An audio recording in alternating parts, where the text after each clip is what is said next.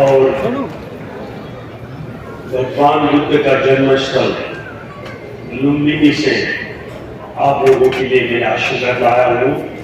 सबका कल्याण हो, सबका मंगल हो, सबका सुख हो, सबका प्रगति हो।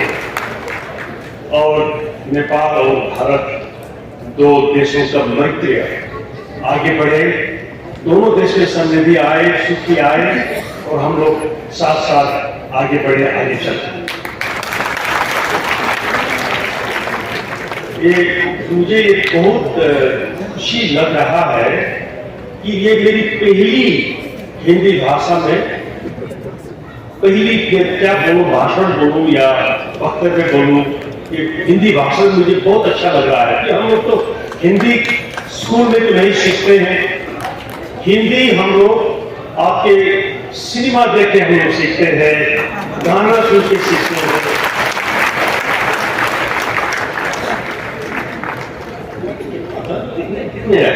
हाँ अब ठीक है।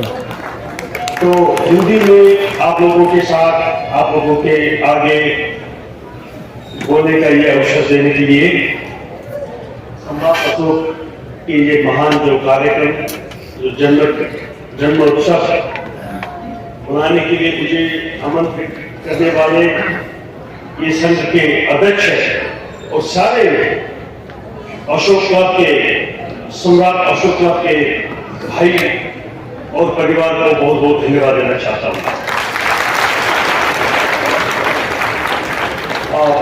मेरे सामने बहुत ही उच्च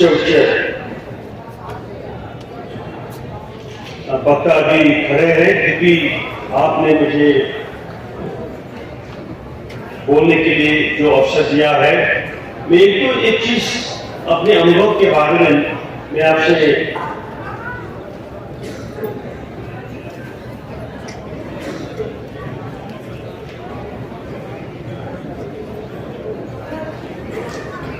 अनुभव के बारे में मैं बताना चाहता हूं।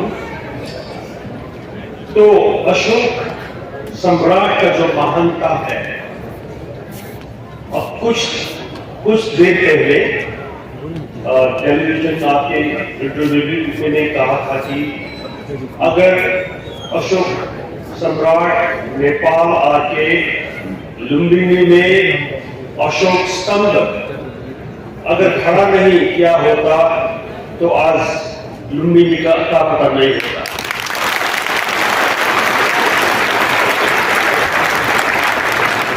अगर भगवान बुद्ध का जन्मस्थल का पता न होने का मतलब ये होता है हम सब लोगों का पता न होने का हिस्सा हो जाता है। तो इसके साथ साथ में मैं ये कहना चाह रहा हूं कि अशोक महाराज इतने द्वंद्व युद्ध के बाद कैसे भगवान बुद्ध के उपदेश या बुद्ध धर्म धारण किया, ये महान बात है। ये दुनिया में ऐसा हो ही नहीं सकता था। फिर भी भगवान बुद्ध का जो उपदेश सुन के, सारा चीज छोड़ के, और इस दुनिया में भगवान बुद्ध का उपदेश, धर्म जो आज तक फैला हुआ है, आज तक अड़ा हुआ है, सारा दुनिया में जो हम लोग बुद्ध धर्म के नाम से जानते हैं, ये सब अशोक सम्राट के ही देन है।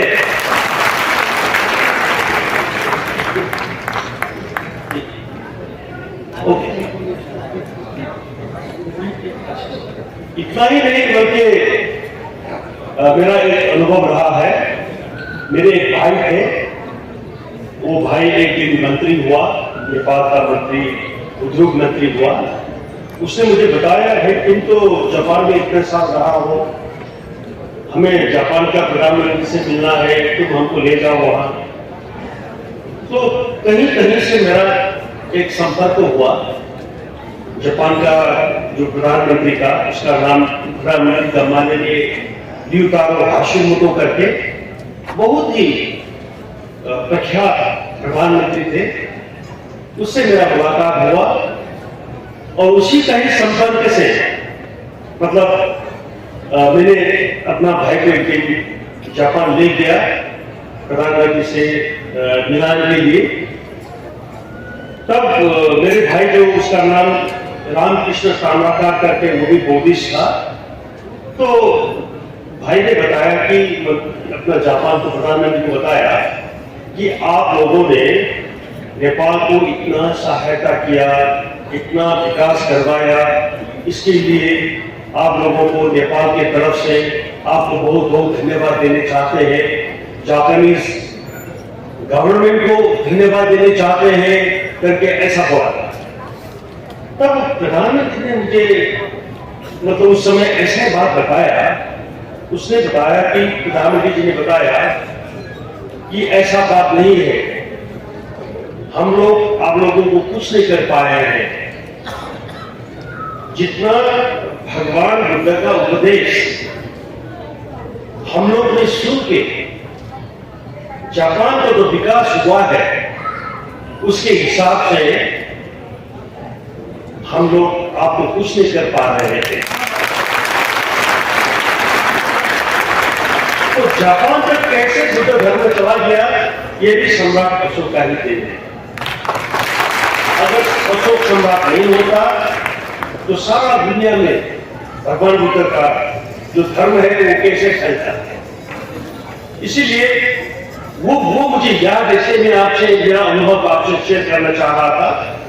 और दूसरी बात उन्होंने ये कहा कि जब हम लोग हिरोशिमा में, नागासाकी में जो बम गिरने के बाद जापान का जो पूरा तबाह हो गया था जापान, उसी समय में ही भगवान बुद्ध का जो उपदेश सुन के हम लोग में शांति ले आया और आप लोगों का जो हिमालय माउंट एवरेस्ट से लेके जो हम लोग नेपाल में वो हिमालय है, वो जापान ने पहली बार हिमालय वो जब क्लाइम किया तो प्रधानमंत्री ने बोला, तब हम लोग को भगवान बुद्ध का जो उपदेश के साथ साथ जब हम लोग हिमालय के ऊपर में चढ़े तब हम लोग को गौरव हुआ कि हम अगर हिमालय चढ़ सकते हैं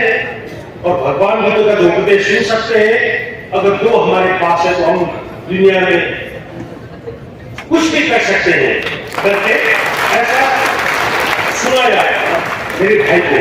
मेरा वो मेमोरी जो ताजा है, इसलिए मैं ये कहने चाह रहा हूं कि आप लोग ऐसे धरती में बसे हुए हैं पाटलिपुत्र में कि आप लोग अशोक के वंश के मौर्य, शाक्य, सिंह बहुत और नाम से जानते हैं, आप उसके वंशज हैं, इसलिए आप लोग को बहुत अभिमान नहीं करना चाहिए पर गौरव करना चाहिए कि हम लोग इस वंश के हैं और हम लोग कुछ भी कर सकते हैं देश के लिए, दुनिया के लिए, अपने परिवार के लिए, समाज के लिए हम कुछ भी कर सकते हैं करके आपको धारण करना चाहिए, मैं ये सोचता हूं। और उसके साथ साथ ये अशोक चक्र जो आपके तिरंगा में लगाया है वो दुनिया में नहीं बल्कि इंडिया में नहीं, वो चांद तक भी पहुंच गया है।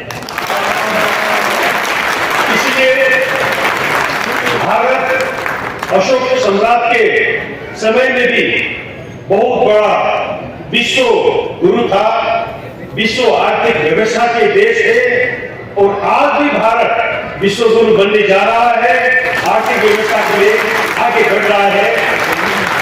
आपको इतना ही बोल के आपको धन्यवाद देना चाहता हूं कि मुझे आप सब लोगों ने प्यार दिया, यहाँ आके सम्मान दिया, इसके लिए मैं बहुत आभारी हूं।